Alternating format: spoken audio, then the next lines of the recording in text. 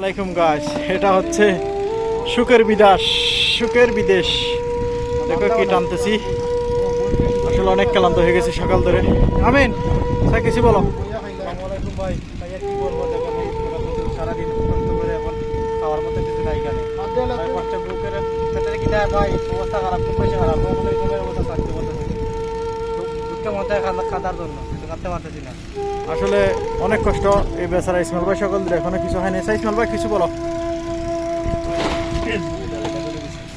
বেচারা আসলে শর্মে কিছু বলতেছে না, অনেক কষ্ট করতেছে।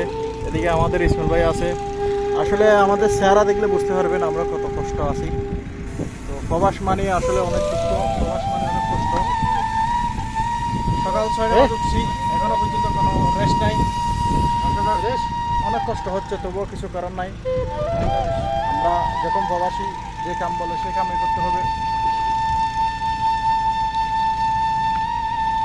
কষ্ট কিছু করার নাই, তো সুখের জীবন বেড়া। আমরা অনেক সুখের জীবন করতেছি। ইসমাইল ভাই সান সুখের জীবন। আলহামদুলিল্লাহ। ভাই আজকে দিয়ে তোমার চেহারা লাল, আজকে দিয়ে তোমার চেহারা লাল। তো মাল মরে, আমি মালের দাম দেবে। আসলে কি বলবো, যারা প্রবাস আসতে চান আমার বুঝে দেশে প্রবাসে না আসে, দেশে কোনো ছোটখাটো একটা ব্যবসা করলে অনেক ভালো হবে।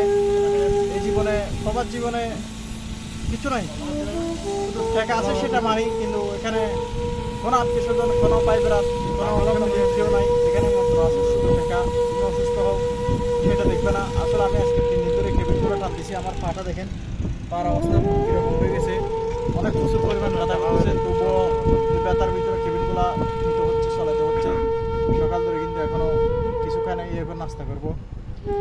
তো যারা প্রবাস আসতে চান আমি হাজুর করি বলি, না আসে দেশে কোনো ব্যবসা করেন, এটা উপহার করবে। মা বাপ বউ বাচ্চা সবাইকে দেখতে পারবেন, এটা অনেক খাদারবেন ভালো হবে।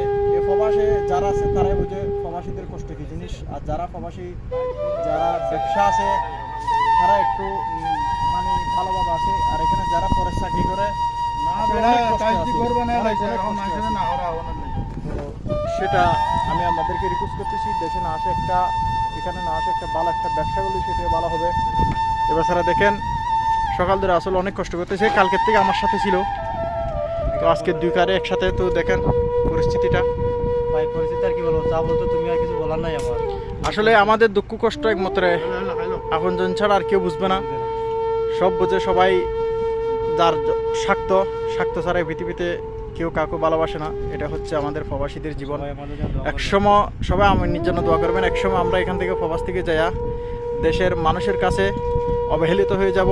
আমরা যতক্ষণ প্রবাসে আসি ততক্ষণ আমাদেরকে সবাই সম্মান করে, সবাই সব কিছু আদর মহব্বত করে। আমরা যখন দেশে যাই তখন আমরা এদের অতিথি হয়ে যাই।